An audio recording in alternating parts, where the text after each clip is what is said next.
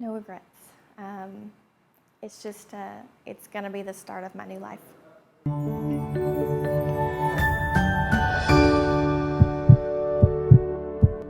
I'm an RN in the States. I'm a nurse educator, and I do infection control there. And we were just kept talking about like policies and procedures, and you ask about like a booklet, and we get this huge booklet, and you're like, hey, I have one page, like let me show it to you. And we go through meetings after meetings after meetings with all of like the chief of our hospital to organize, because our Joint Commission window is up, so they're due in August or September. So like say for instance, we've got a public back there, and they kind of know what Joint Commission is, but what does it matter if, you went out of the country? Well, first of all, tell me that. How'd you end up outside your own country for surgery? I have insurance in the States. It does not cover bariatric surgery.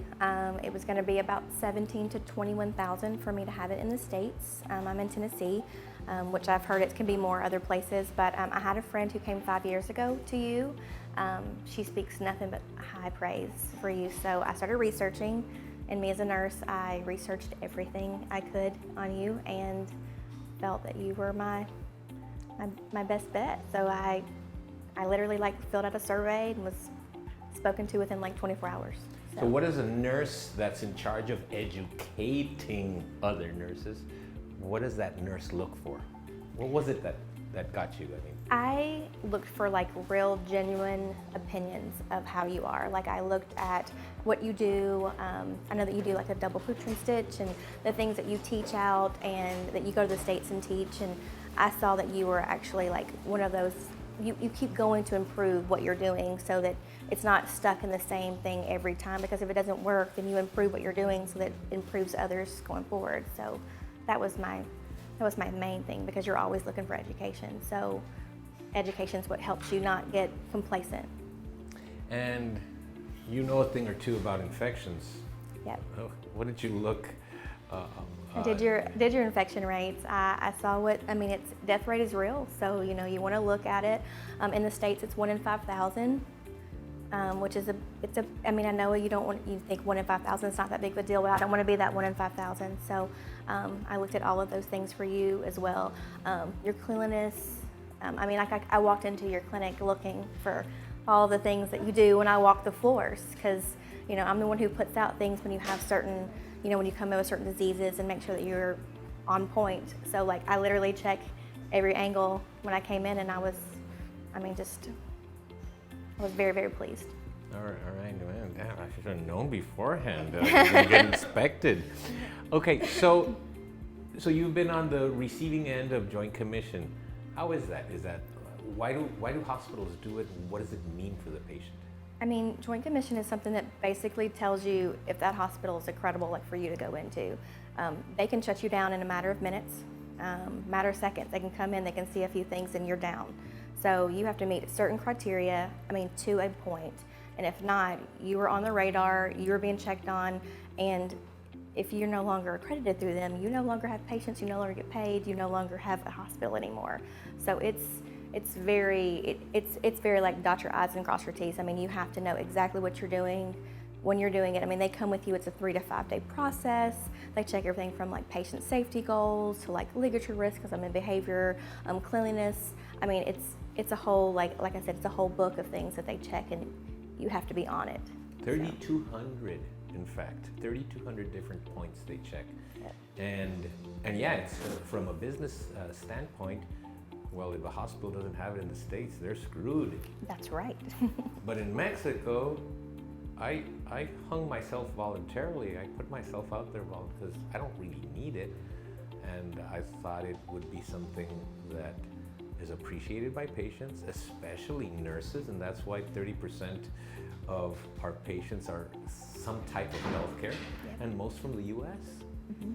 So, did you get any negative feedback when you said, "Oh, I'm going to Mexico"? What? I did get those impressions. I told a very select few where I was going, because I didn't want their opinions to sway me in any way, because I had made my decision. So my decision is my decision, and I knew what research I had done. So that's all I needed, because me as being an educator and being a nurse for 12 years, I knew what I was looking for, and you checked all the boxes, so I didn't need anyone else with their opinions because they didn't matter. Now, you're also in a very unique position to compare the quality or the whole experience as a patient in the US and down here. Were there any differences? So if you work at a med-surg floor in a regular hospital, just in Middle Tennessee where I'm from, you're looking at probably one nurse to about 12 to 17 patients if you're just on a regular med-surg floor, less if you're like on a CCU or ICU given. But we would be in a regular med-surg floor, you'd push that button, it may take you 15, it may take them 30, 35 minutes to get to you. Wow. There I hit a button and I have somebody sit outside my room, hey, are you okay? Like, I could say, excuse me, and someone's there waiting to like talk to me. As soon as my meds are due, as soon as my IV's beeping to change the bag, like they're there, they're on top of things. I mean, I had a physician and a nurse 24/7. I got up and walked and they're sitting over there, you know, at their desk. You don't have that. You have an on-call somebody.